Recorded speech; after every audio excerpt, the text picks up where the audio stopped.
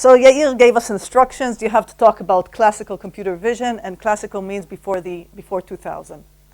And I was scratching my head, and then I decided that I actually will spend my 20-something minutes talking about something which is very close to my heart, and which I think most of you are unfamiliar with because it's plane plus parallax. You probably don't even know what I'm talking about. And this is something that a bunch of us has been working in the 90s. And this somehow faded away, died off. And I don't think it's being taught today in computer vision classes. And I'm actually a great believer in plane plus parallax. And therefore, I decided to spend my 20-something minutes bringing this to the attention of the younger generation. So I took a bunch of papers. Some of these people are listed here. There are probably other people who worked on plane plus parallax that I forgot to mention here, and I apologize for that. But let me give you the gist of it. So let me first motivate it by showing you the following video. If you look at this video, then obviously there are lots of things that move on the image plane. And what causes the image motion are practically two things: the camera-induced motion and motion of independently moving objects.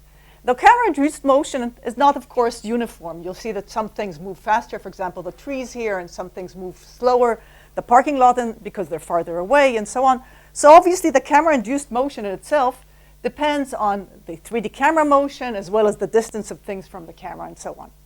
So people, develop what I call 3D techniques, which are techniques that try to infer the 3D structure of the scene and the 3D camera motion from those 2D image displacements. They either do it explicitly or do it implicitly by computing the fundamental matrix, essential matrix, and so on, epipolar geometry.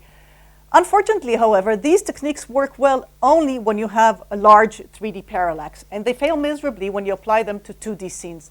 What do I mean by 2D scenes? I mean planar scenes, or when the camera is not translating, when it's only rotating and zooming, or when your scene is very distant. In all these cases, 3D techniques will simply fail, okay? These will be singular cases for these techniques. I think Stakeo in some ways also mentioned these. Now, then the other people said, okay, so let's not try to model 3D information. Let's try to model the 2D induced image motion parametrically, for example, using a homography or an affine transformation. We won't recover any of the 3D information, but these will tend to be much more robust and give you dense correspondences. Unfortunately, however, they do not apply to 3D models. They cannot model 3D scenes, okay? So we have this dichotomy between 2D and 3D, and we have to know a priori what we're going to apply, because 2D methods don't model 3D scenes, and 3D methods fail on 2D scenes, and we have to use prior model selection. And so there have been lots of papers on how to correctly select your model and so on. And what I'd like to show you today is that much of this dichotomy arises from the fact that all of these methods, and these are also the methods we use today, okay, but all of these methods actually use a camera-centric coordinate system, okay? And it turns out that if you move away from a camera-centric coordinate to a scene-centric coordinate, much of these problems go away. And this is what plane plus parallax does, okay? It moves from a camera-centric coordinate to a scene-centric coordinate. And how is this done? Well, let's go back to this movie that I just showed you. Okay, this is an obvious case of a typical 3D scene. You have lots of 3D parallax here. You have, here you can apply any of your 3D techniques. You can compute rotation, translation, fundamental matrix, whatever you want. But let's see now what happens if we apply a 2D technique to this video. Let's compute a homography, the dominant homography on this video, and let's align all the frames using this dominant homography, and let's see what we get. Well, it turns out that this is what we get after we apply a dominant homography estimation to the sequence. Okay, you see that now the ground plane is totally aligned, and whatever is off the ground plane is wobbling. Okay, the farther a point is from the ground plane, the more residual motion it has. And you can actually see now that the ground plane is actually built of two different levels. You see that the parking lot has a lower part here, which is why it's moving a bit, and it has a wall here which separates it from the higher level and so on, something which was very difficult to see in the original video. But more interestingly, notice that in the original video we had a lot of rotation, and all of that disappeared once we aligned the plane. How come? Anybody has an idea? Why did the rotation go away? We did homography estimation and poof, the rotation disappeared. Why is that? Anybody has an idea? Anybody wants to be brave? mostly just rotating on one axis, which is the one that's normal to the ground plane? No. So that's not the right answer, but it's okay. So the thing is, effects of rotation are independent of the scene structure, okay?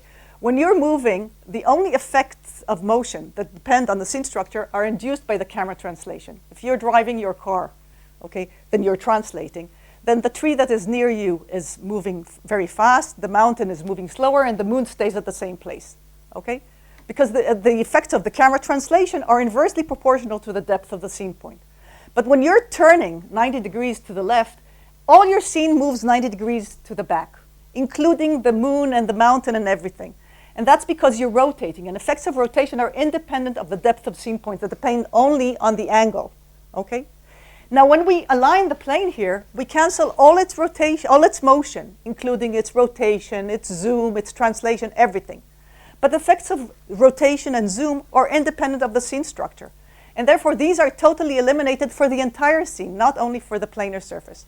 And the only effects that you're still left with are effects of translations, which are the only ones that depend on the scene structure. So you're left only with a translational flow field, which depends on how far the points are from the ground plane, okay? Which means that the residual motion you have is a translational motion field. It's an epipolar motion field where all the displacement, all the residual displacements lie on radial fields emerging from the epipole of the camera, okay? So note, initially we had this P prime between, let's say we had two frames, P prime in one frame and P in the other. It was a very complex displacement which resulted from differences in zoom, in rotation, translation. Once we aligned the plane, all of a sudden this P prime went to P warp, to P prime warp, and now the only component of residual motion we're left with is only translational dependent, okay? No rotation, no zoom. It's a very simple residual flow field. So what did we gain by that? Well, several things. First of all, our search space reduces significantly. If you recall, it eliminates totally all effects of rotation, all effects of changes in zoom and camera calibration. And the only effects we're left with are translational effects, okay? So in a way, estimating the camera parameters reduces from estimating rotation, translation, and differences in calibration, reduces only to two parameters. Just estimate your epipole. Estimating two parameters, the epipole, think about even having only 2-point correspondences. You can connect these 2 points, boof, you have the epipole. That's very simple, okay, once you've aligned the plane. But moreover, all your displacements now become simple 1D problem, okay? They all lie on the epipolar lines, okay? So instead of being a 2D search problem, they reduce to 1D search problem. Once you have the epipole and you have another point, you connect the epipole to this point, and you know that in the other frames, it should lie along this same line. So it becomes a simple 1D search problem. So you've really reduced all your search space, and this is by simply aligning a single surface in the scene, okay? And this is in a totally uncalibrated way, okay? Moreover, we moved from a scene-centric coordinate system from a camera-centric to a scene-centered coordinate representation. So for example, if I show you these two images and ask you what is there, rotation or translation? What happened between those two images? Who thinks it's rotation? Who thinks it's translation? You have a good hunch, okay? But it's difficult to tell from those two images. But if I now align the ground plane, this is what we're left with, okay? Now you can very easily see that this is a translational motion field, because if this were a rotational motion field, then all of the motion would disappear using the plane alignment, right? And since you have those residual parallax, this means that this is translation. And so what the alignment did is it removed all the global component, which completely diluted the information and left the small residual motion, which is where the essence is, okay? And moreover, having those small residual motions gives you information about the height of point from the plane, because this is exactly the size of motion is proportional to the height of points of the plane. So you can very easily now recover the structure of the plane, the structure of the scene. And so you can see this gradual diagonal of the triangular block. You can see the wheels here of the car in the front, and so on. This is very difficult to recover in general, but it's very easy once you've aligned the plane. Okay. Moreover, now your shape, however, is not in terms of distance to the camera, okay, but it is in terms of heights with respect to the ground plane, okay? Remember, so now your shape is a totally different type of shape. But actually, it's a much more relevant shape if you think about it. If you're driving a car and you want to avoid obstacles, you care about their height with respect to the road. You don't care about how far they are from the camera. If I have something drawn on the road which is 3 meters away from me, I don't mind driving over it. But if I have a ditch which is 3 meters away from me, or if I have something bulging on the road which is 3 meters away from me, I care very much about it. Okay, so what I care about is not really the distance from the camera, but its height with respect to the ground plane. And as far as I know, Mobileye is also using plane plus parallax. That's at least what Amnon told me 2 years ago. Okay, and and moreover, this is it gives you a much more appropriate units of shape. Okay, if you think about it, if I want to measure something, for example, let's say I want to measure the fluctuations of the wall at the back there. Does it make sense for me to use a ruler which is 10 meters in order to measure fluctuations which are a few millimeters? It doesn't make sense. These are the wrong units for me to use. What makes sense for me is to pass a plane through the back wall and now measure the small fluctuations with respect to it. So this is what I want to do. Instead of measuring everything which is between, let's say, 97 centimeters to 103 centimeters, I just want to remove the global component and now measure the residual fluctuations, plus minus 3. Now these are the correct units at which I want to measure things. Okay, this is exactly the height that you saw before after we've aligned the plane. And this is also very useful for providing a compact representation or for encoding. Instead of having to encode these big numbers, okay, you encode once the global component, and now the residual components are very small and you need many less bits in order to encode them. Finally, if you recall the problem that we had, the dichotomy between 2D and 3D, note that it was removed here. Why? Because we always start with a 2D motion estimation. We always start with plane alignment. If that's all the information we have, if everything is aligned afterwards, fine, we're done. Okay?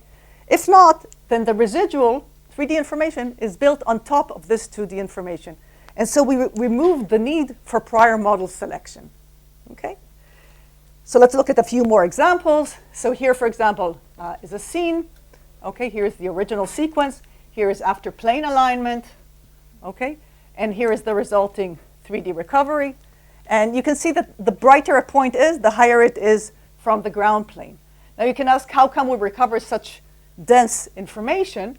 Well, it turns out that plane plus parallax remove much of the aperture problem. Okay, it eliminates the aperture problem. Why? If you remember, if you have a point on an edge, okay, the aperture problem says that if you compute the motion locally, all you know is the component of the motion in the direction perpendicular to the edge. That's all the information you have, normal flow, okay? And if you look at the linearized brightness constancy, for example, equation, it gives you a line constraint of where all these UVs can lie, okay? It's one equation in two unknowns, the displacement UV.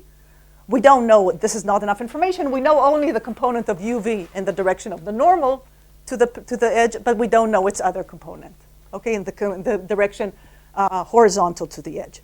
Yet, once we've done plane plus parallel, once we align the plane, we can very easily find the epipole. For example, let's say you have a few point correspondences, you can find already the epipole. Given the epipole, all the other points we know their displacement lies along this line. And so the intersection of these two line constraints uniquely define your displacement. And so we can fold these planar parallax constraints into the brightness constancy and get direct motion estimation for each and every point in the image plane. And this gives you dense recovery, avoids the aperture problem.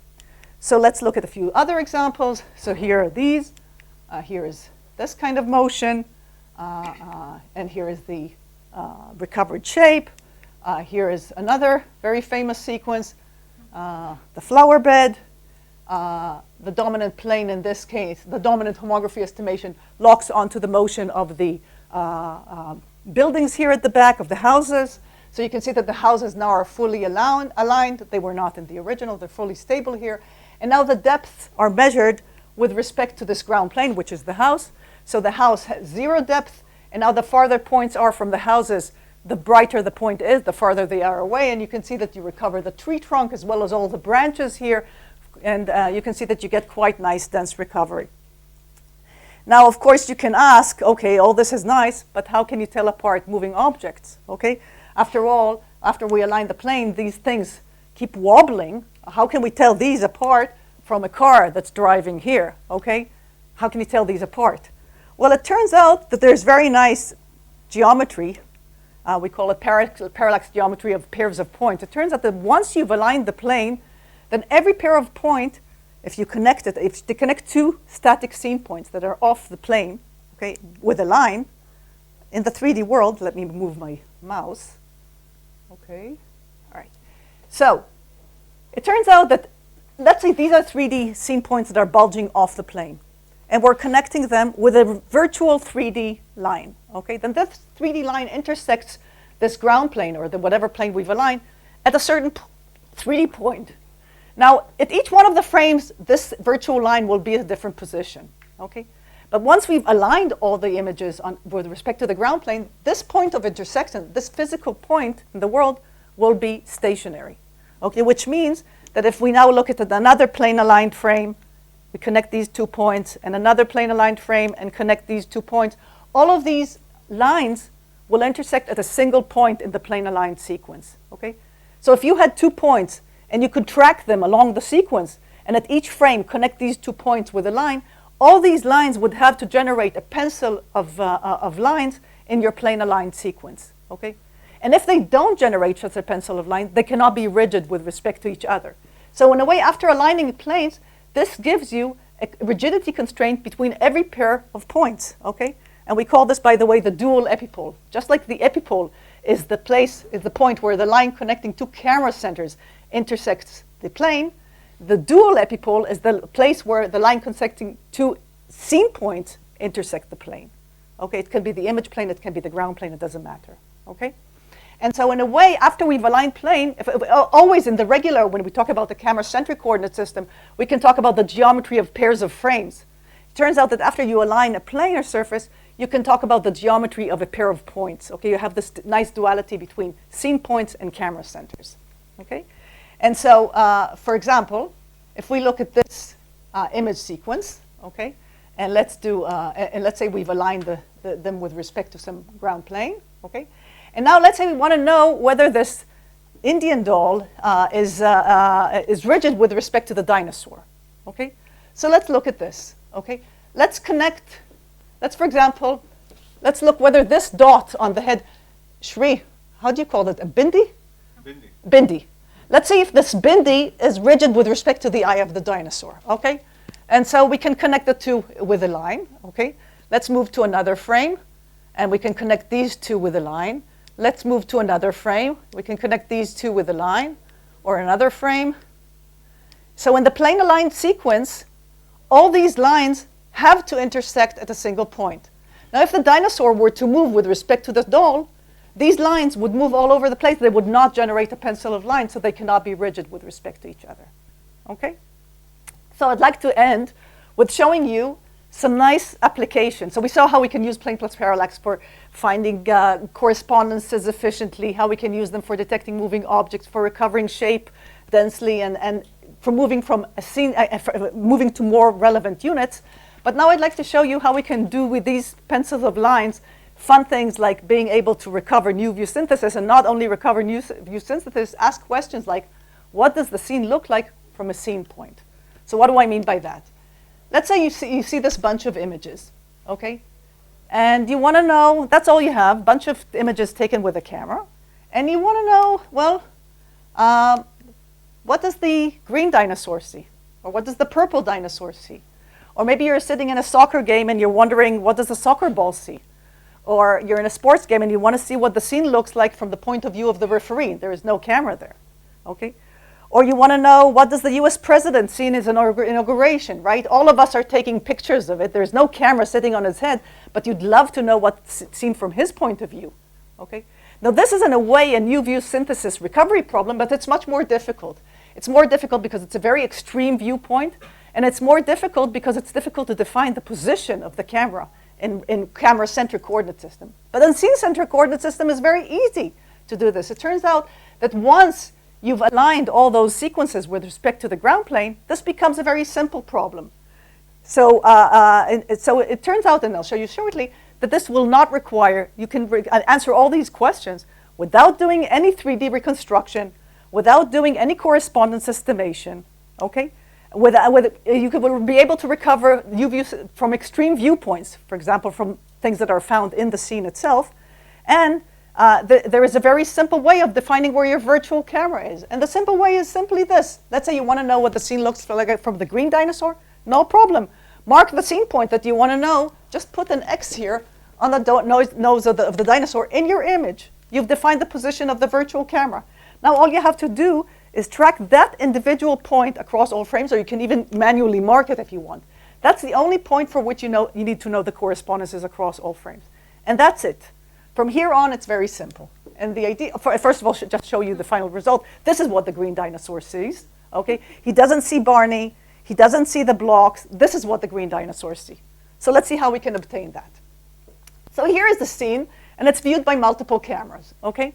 And what do we want to know what the man sees? Well, let's put a grid of pixels here. Now each pixel, if we connect the head of the man to the pixel, defines a single line of sight. Now what will be in this pixel? What color will be here? Well, it's the first physical object that's found on this line of sight. In this case, it's the dog. So what will be here is this yellow pixel, right? Yellow, brownish, whatever. Okay. But how can we define what's on this line of sight? Okay, so here comes the trick. Let's say here is this line of sight connecting the man to this particular pixel. And note that if we look at if we take this line in the image, okay, and look at all the colors along this line, then you see here's the man's head. That's the red point. And the other extreme is where it hits the grass, the ground plane. And here is the dog's head. And here's the mushroom, and all the other colors you see are colors that the camera saw in between those physical points along the line of sight that it saw behind them, okay? Now, here's the same line of sight in the second frame, and here is in the third frame, and so on. How will you find these corresponding line of sights? Well, very simple. Once we've aligned the plane, then let's say we know this is the virtual camera. It'll wobble. It and all the objects along it will wobble once we've aligned the plane. We know, we already marked where this reference camera is in all the other plane-aligned sequence, okay? This is where the man's head falls in the other frames. So, and this is a particular pixel in the plane-aligned sequence. All we have to do now, connecting this green pixel to this red cross uniquely defines this line of sight in this frame, and connecting it to the corresponding point in each one of the other frames uniquely define the line of sight in each one of the other frames. These are exactly the 3 lines that you see here in the bottom, okay? Each one taken from its corresponding frame. Now, these lines are at different lengths, but you can very easily turn them to be the same length, okay? And now if you'll see, you'll note that there are 4 columns that are color consistent. It's the headsman, the dogs, the mushroom, and the grass. But remember, this is where our virtual camera is. So the first color consistent column is the one that's blocking its way, okay? This is what it'll see along its line of sight. And so this is the color we will put in this corresponding frame, okay? And we can do this repeatedly for each and every pixel in the image to recover the correct color of this. And all this can be done without any point correspondences, without any 3D recovery, simply by aligning a plane or surface, okay? And so let's look at some results. So here is this video. As you saw before, this is what the green dinosaur sees. This is what the purple dinosaur sees, okay? It sees the blocks. It sees Barney. It doesn't see Barney's eyes because it's shorter than Barney. Okay, it's only its nose from below. Now you can find other examples in the paper, but I want to show you one example of ground truth data. So this is a ground truth 3D scene which we used to render 2D sequence just in order to see how correct we were, okay? And we wanted to know what the camera, what the scene would look like from the point of view of the pencil, okay? This is what we recovered, okay? And you can see that even though in all the frames you see the Coke can and the blocks from the top, you can see that the green pencil actually sees some of them through the gate, okay? Now, this is the ground truth recovery, and you can see that we're not perfect, but it's actually not that bad. We're not that far from the ground truth, okay? All right, so I hope I've been able to convince you that plane plus parallax is useful, okay? And that by aligning a plane, we move from a camera-centric coordinate system to a scene-centric coordinate system. And this is very useful, first of all, because it reduces the search space. It eliminates rotation, zoom, and camera calibration changes. It reduces the camera parameters from many parameters to just 2 parameters, just the epipole. And it reduces the problem of optical flow estimation from a 2D problem to a 1D displacement problem. Okay? Moreover, it gives you other type of shape information, height, as opposed to depth from the camera. But who cares about the camera, frankly? We care about the scene. And so this is very useful for obstacle avoidance. Okay, it gives you the appropriate units for measuring things, and it avoids the need for 2D, 3D model selection. And what's more, it simplifies lots of scene analysis problems, shape recovery, moving object detection, correspondence estimation, view synthesis, and more. All right, so